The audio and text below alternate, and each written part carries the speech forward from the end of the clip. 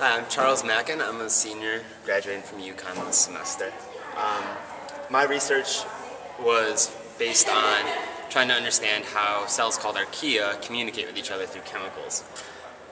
So first I'm going to go over a couple terms to make the research make sense. First off, we're going to go over quorum sensing, which is the chemical mediated communication between bacteria. So what bacteria do is, when they want to talk with each other, they produce these chemicals called autoinducers that they're going to produce them in the cells, and then they're going to send them out into the environment. And then as a community of bacteria grow around the area, they're going to be able to sense these autoinducers, and they're going to be able to tell that they're surrounded by other bacteria. And so this is diagrammed here. You see there's two different kinds of bacteria, gram-positive, gram-negative, but it's basically the same thing in both of them.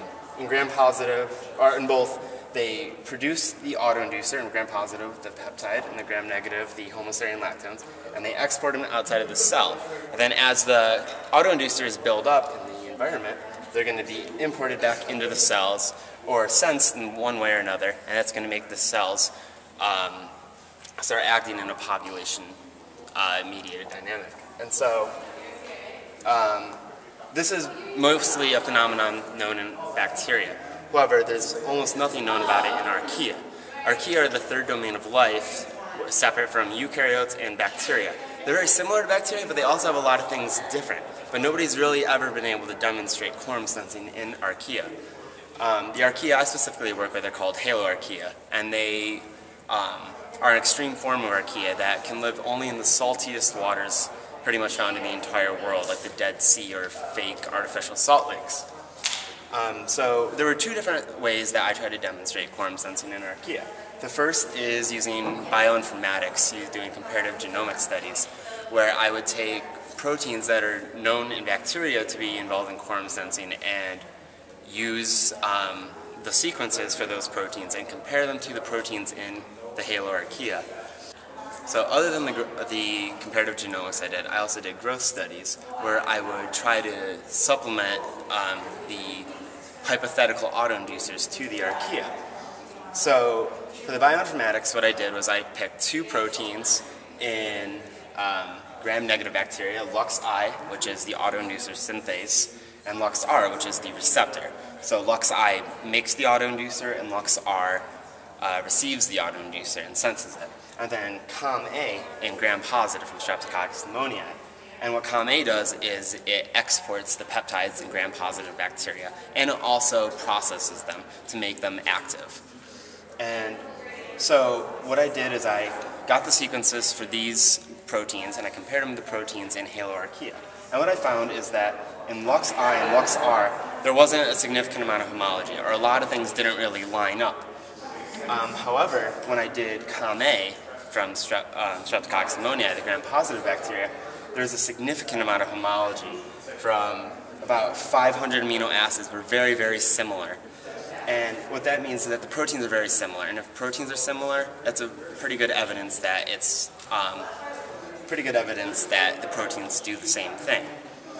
And then when I did the growth study, what I wanted to do was I wanted to test to see if quorum sensing in archaea had an effect on nutritional competence, which is something that another member of our lab has demonstrated.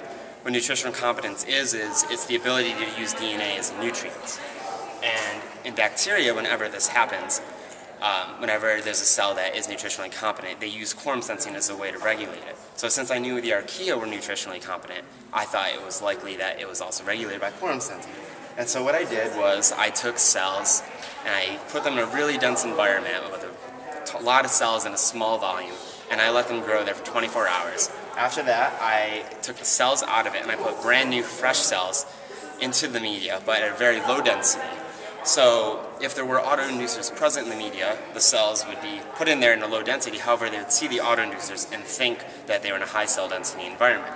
And what I found is that when I did this and I fed them DNA, they grew at a much faster rate than the cells that I put in fresh, minimal media. And what it tells me is that there was probably something in the media which induced the competence, the ability to take up the DNA. And so based on that, we think that there's definitely something in the media that was produced that stimulated the competence and made them grow faster and do a higher density.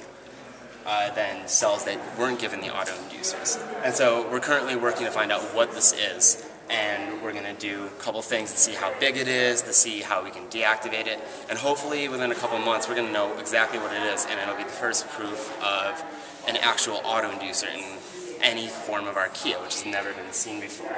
That's it. I just want to thank the honors department, everybody from my lab, and all the donors that have helped support my research. Should I keep going about that?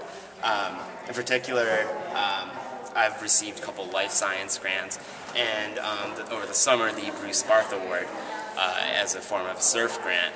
And that one was very significant because it let me stay here on campus over the summer and work like a full-time scientist. I wasn't necessarily a student because I would come into the lab and I would work 9 to 5 every day.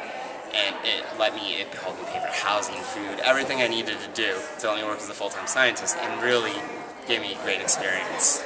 So thank you very much.